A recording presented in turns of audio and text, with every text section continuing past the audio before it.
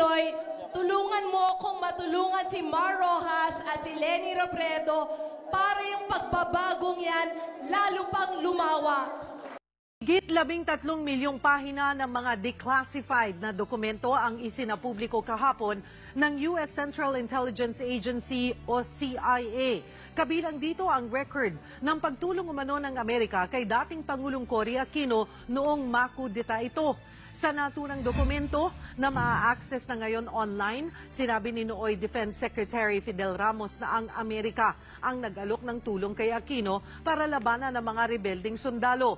Pero sa ikalawang talata nito, sinabi na si Aquino ang humingi ng tulong sa Amerika. Tumanggi ang US sa hiling ng dating Pangulo na maglunsad ng airstrike laban sa mga rebelding sundalo dahil posibleng makapatay ito ng mga inosenteng Pilipino.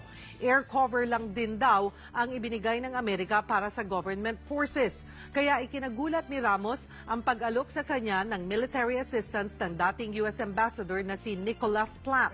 Hindi pa kinukumpirma ni Ramos ang laman ng naturang dokumento. Mr. Speaker, Senator Thurmond, distinguished members of Congress.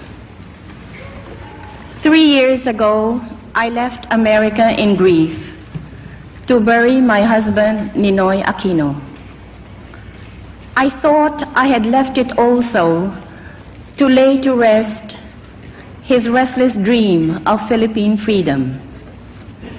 Today, I have returned as the president of a free people.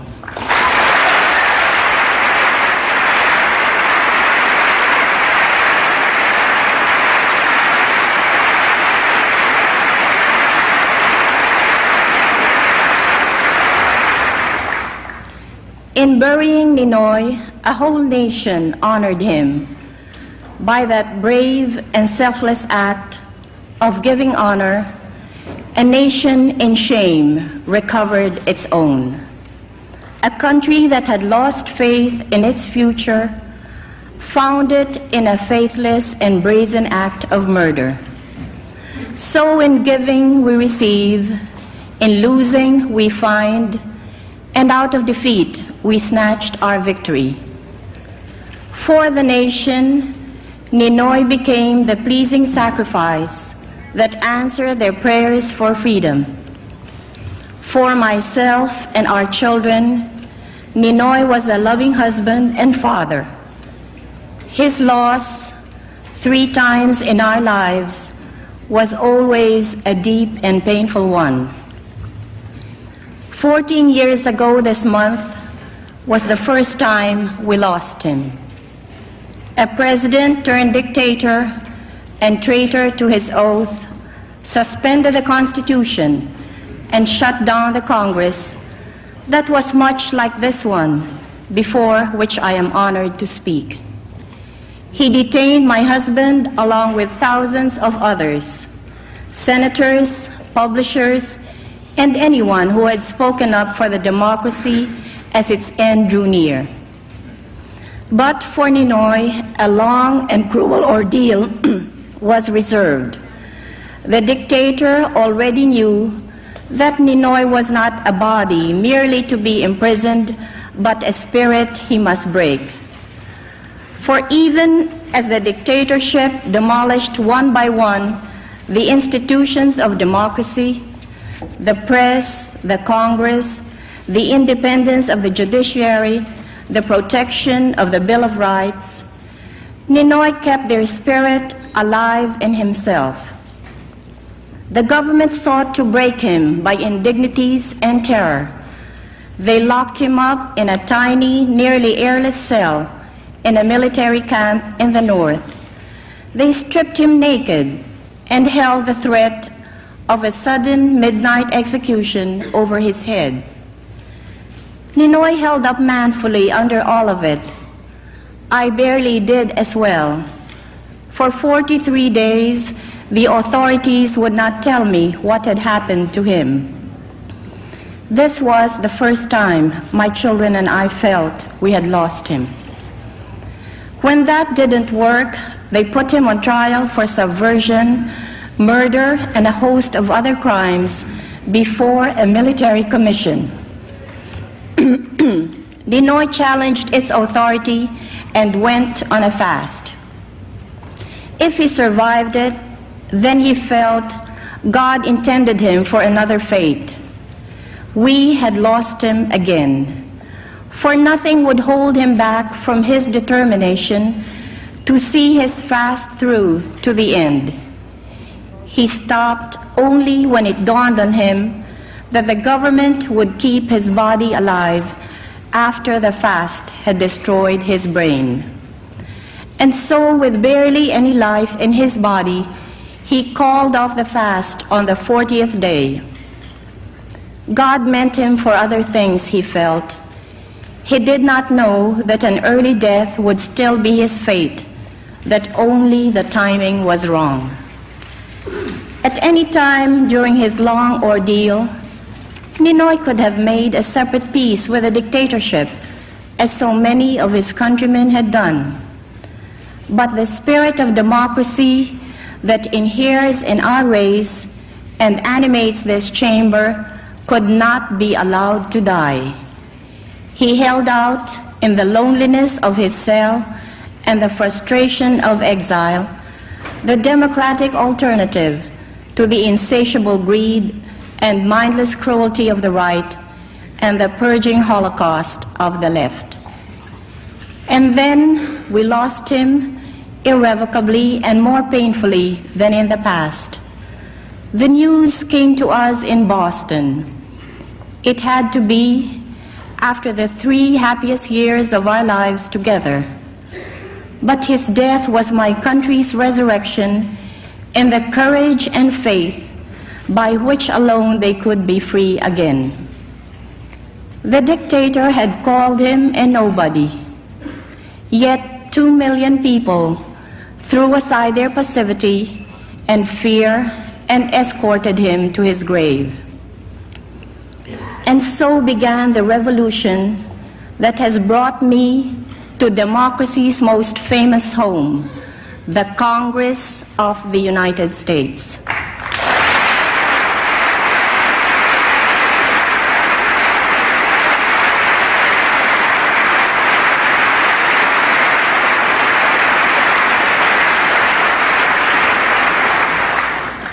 The task had fallen on my shoulders to continue offering the democratic alternative to our people. Archibald MacLeish had said that democracy must be defended by arms when it is attacked by arms, and by truth when it is attacked by lies. He failed to say how it shall be won. I held fast to Ninoy's conviction that it must be by the ways of democracy. I held out for participation in the 1984 election the dictatorship called, even if I knew it would be rigged. I was warned by the lawyers of the opposition that I ran the grave risk of legitimizing the foregone results of elections that were clearly going to be fraudulent. But I was not fighting for lawyers, but for the people, in whose intelligence I had implicit faith. By the exercise of democracy, even in a dictatorship, they would be prepared for democracy when it came. And then also, it was the only way I knew by which we could measure our power, even in the terms dictated by the dictatorship. The people vindicated me in an election shamefully marked by government thuggery and fraud. The opposition swept the elections, garnering a clear majority of the votes, even if they ended up, thanks to a corrupt Commission on Elections, with barely a third of the seats in Parliament. Now I knew our power. Last year, in an excess of arrogance, the dictatorship called for its doom in a snap election. The people obliged. With over 1 million signatures, they drafted me to challenge the dictatorship, and I obliged. The rest is the history that dramatically unfolded on your television screens and across the front pages of your newspapers. You saw a nation armed with courage and integrity stand fast by democracy against threats and corruption. You saw women poll watchers break out in tears as armed goons crashed the polling places to steal the ballots. But just the same, they tied themselves to the ballot boxes. You saw a people so committed to the ways of democracy that they were prepared to give their lives for its pale imitation. At the end of the day, before another wave of fraud could distort the results, I announced the people's victory. Many of you here today played a part in changing the policy of your country towards ours. We, the Filipinos, thank each of you for what you did, for balancing America's strategic interests against human concerns, illuminates the American vision of the world. The co-chairman of the United States Observer Team, in his report to the President, said, "I was witness to an extraordinary manifestation of democracy on the part of the Filipino people. The ultimate result was the election of Mrs. Corazon Aquino as President and Mr. Salvador Laurel as Vice President of the Philippines. When a subservient parliament announced my opponent's victory, the people then turned out in the streets and proclaimed me the President of all the people. And true to their word, when a handful of military leaders declared themselves against the dictatorship, the people rallied to their protection. Surely the people take care of their own. It is on that faith and the obligation it entails that I assumed the presidency. As I came to power peacefully, so shall I keep it. That is my contract with my people and my commitment to God."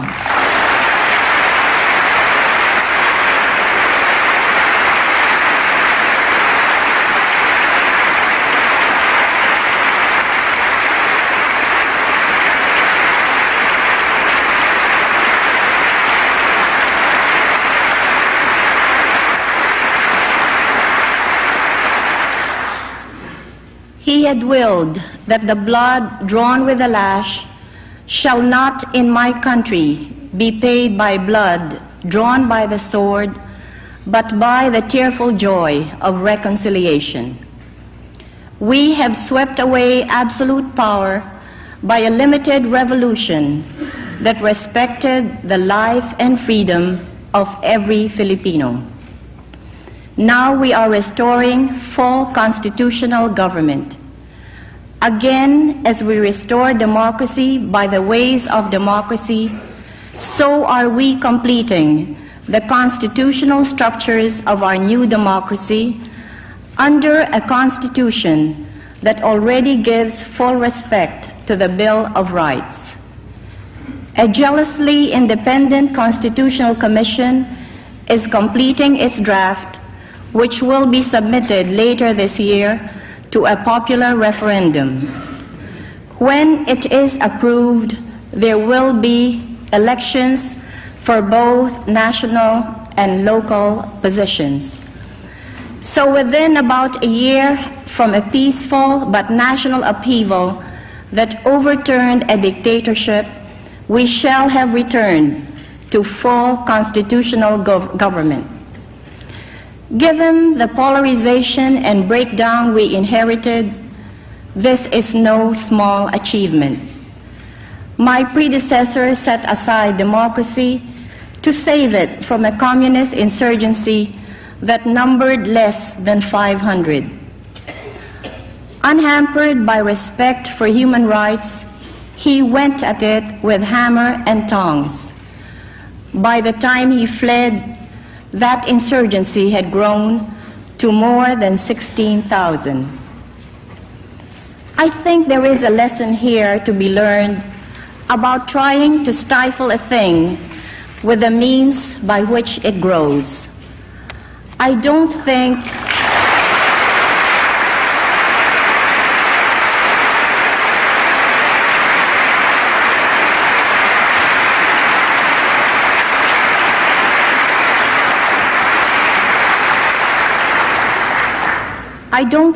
anybody in or outside our country concerned for a democratic and open Philippines doubts what must be done. Through political initiatives and local reintegration programs, we must seek to bring the insurgents down from the hills, and by economic progress and justice, show them that which the best intentioned among them fight. As president of all my people, I will not betray the cause of peace by which I came to power.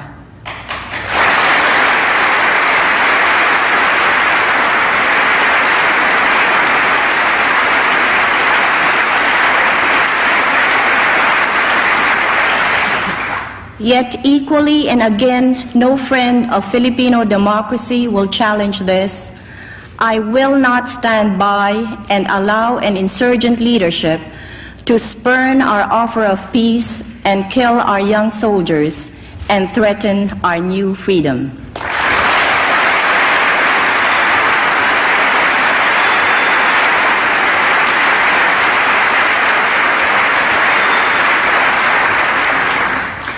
Yet I must explore the path of peace to the utmost. For at its end, whatever disappointment I meet there is the moral basis for laying down the olive branch of peace and taking up the sword of war.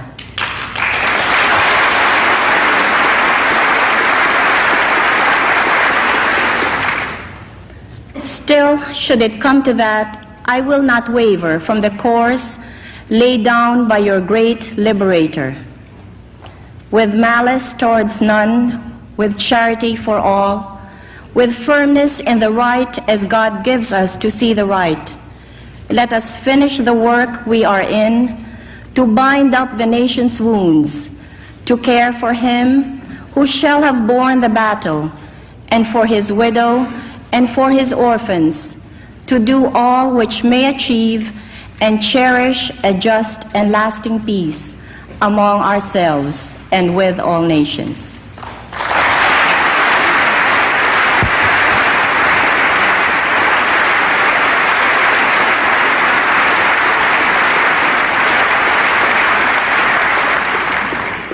Like Abraham Lincoln, I understand that force may be necessary before mercy. Like Lincoln, I don't relish it. Yet I will do whatever it takes to defend the integrity and freedom of my country.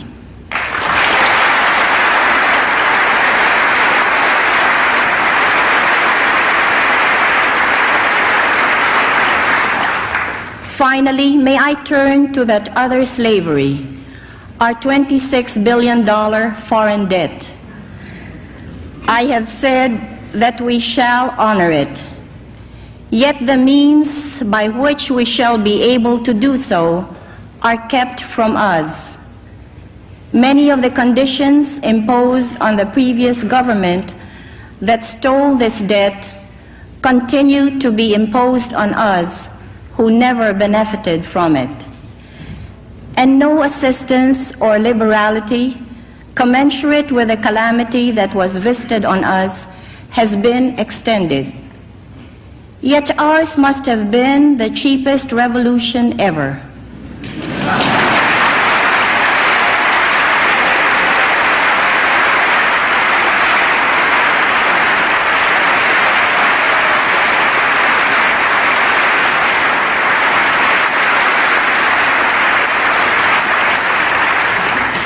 With little help from others, we Filipinos fulfilled the first and most difficult condition of the debt negotiation, the full restoration of democracy and responsible government.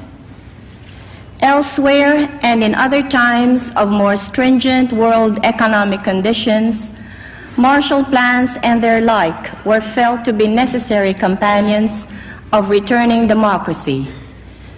When I met with President Reagan, we began an important dialogue about cooperation and the strengthening of friendship between our two countries.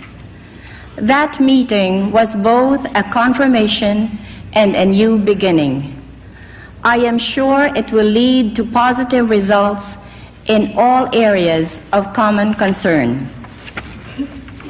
Today, we face the aspiration of a people who had known so much poverty and massive unemployment for the past 14 years, and yet offer their lives for the abstraction of democracy. Wherever I went in the campaign, slum area or impoverished village, they came to me with one cry: democracy. Not food, although they clearly needed it, but democracy.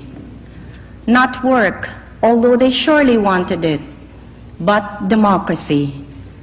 Not money, for they gave what little they had to my campaign. They didn't expect me to work a miracle that would instantly put food into their mouths, clothes on their back, education in their children, and give them work that will put dignity in their lives. But I feel the pressing obligation to respond quickly as the leader of a people so deserving of all these things.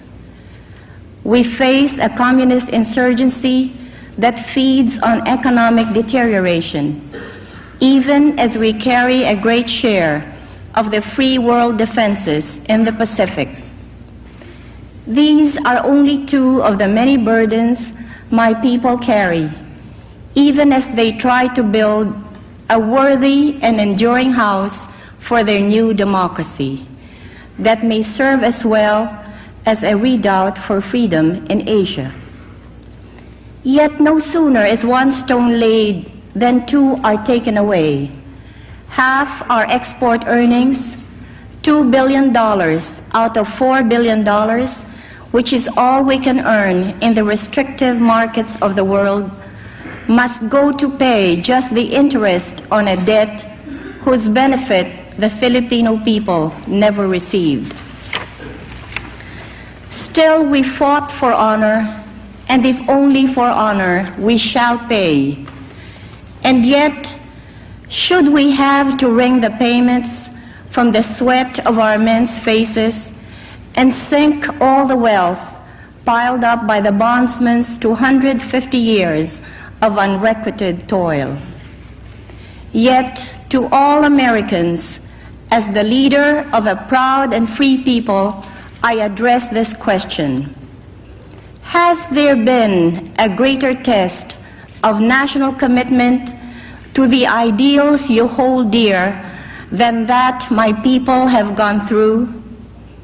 You have spent many lives and much treasure to bring freedom to many lands that were reluctant to receive it. And here you have a people who want it by themselves and need only the help to preserve it.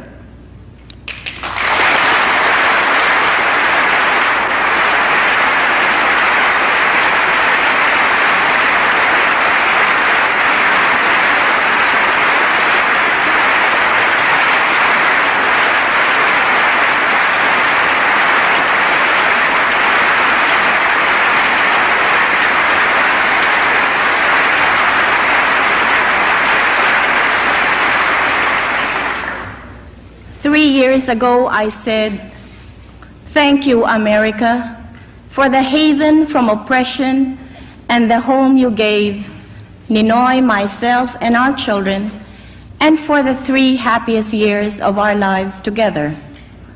Today, I say, join us, America, as we build a new home for democracy, another haven for the oppressed, so it may stand as a shining testament of our two nations' commitment to freedom.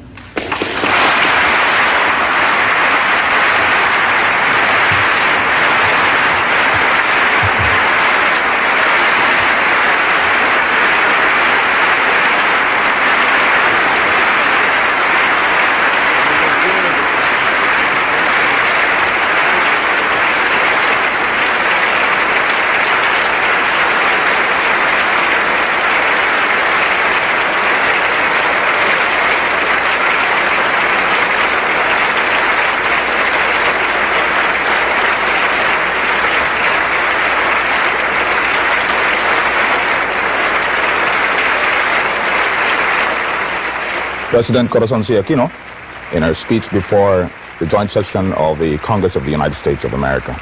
I'm still with Norman Ornstein, and Norman, the speech was interrupted 10 times in its course, and I guess it is obvious that the response has been enthusiastic. Wildly enthusiastic, I would say, Orly. We can see Mrs. Aquino leaving. It's going to take her a while to get out of this chamber, because I think you're going to find all kinds of members of Congress, those are mostly the leaders now near the front of the chamber, who will want to shake her hand. She is a celebrity of sorts in this country now. And I think she will probably exchange greetings with some members of Congress who she's met over the years, and others who are just going to crowd forward to the front of the aisles to try to reach out and shake her hand, exchange a word or two. This was a very, very well-received speech, very cleverly presented, I might add. I think it's balanced, considering the fact that we all know there are differences as far as stances as regards aid or policy towards the Philippines is concerned. Between the Democrats and the Republicans, and even amongst the Republicans, there are those who are more in the air, to the right. Yes. There are definitely some conservative Republicans who are fearful that President Aquino is going to be too soft towards the communists and the communist insurgency. And then there are members of Congress, frankly, on both sides of the aisle who are feeling the economic pinch right now, the tremendous budget pinch. But what Mrs. Aquino did was to draw in both sides, talking about her commitment to democracy and her desire to avoid bloodshed at almost any turn, but also indicating her determination to keep the Philippines free.